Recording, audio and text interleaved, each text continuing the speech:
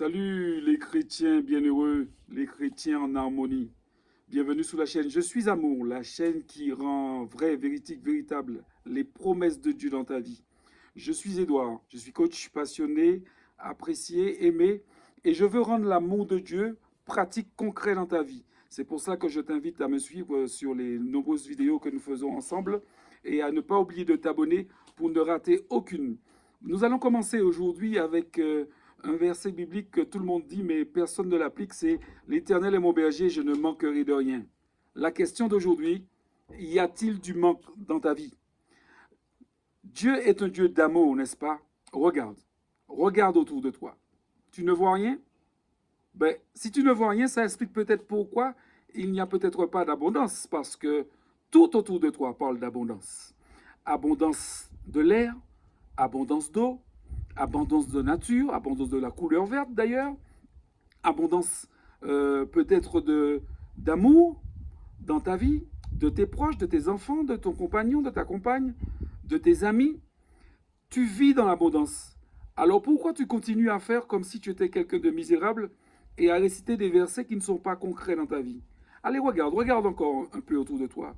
Dis-toi bien que depuis le jour que les hommes sont en train d'extraire des pierres précieuses et de l'or de la terre, on en trouve encore aujourd'hui. Et ça fait des siècles. Donc, l'abondance est autour de toi. Le soleil est en abondance. Il te donne sa lumière. Or, la belle lumière que j'ai, ce n'est pas une lumière artificielle, c'est une lumière du soleil. Donc, le manque est une illusion, un concept créé par ceux qui veulent dominer les pauvres. Et quand tu vis ta vie dans le manque, eh bien, tu ne glorifies pas Dieu parce que Dieu t'a créé dans l'abondance. Et pas seulement l'abondance d'amour. Là, je parle aussi d'abondance matérielle.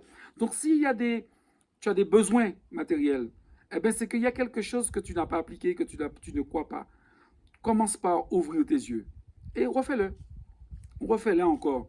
Fais un petit exercice à la fin de cette vidéo. Assieds-toi, prends un crayon et écris toute l'abondance que tu vois et que tu ressens aussi autour de toi.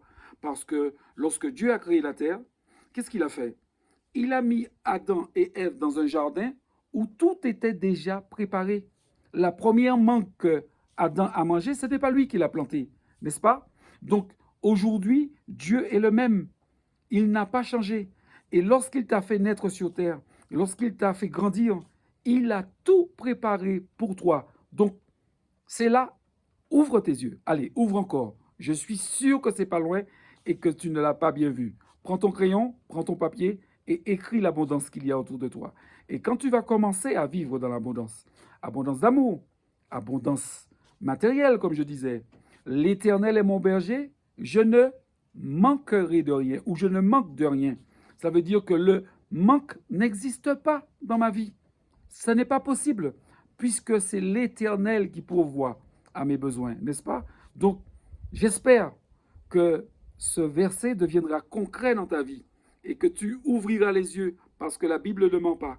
S'il n'y a pas d'abondance autour de toi, c'est parce que tes yeux sont fermés, que tes oreilles sont fermées, que tes sens sont fermés. Ouvre-les et dis-moi, écris-le, toute l'abondance qu'il y a autour de toi, car si tu vis dans l'abondance, tu attires l'abondance. C'est une loi parce que c'est la volonté de Dieu. À bientôt.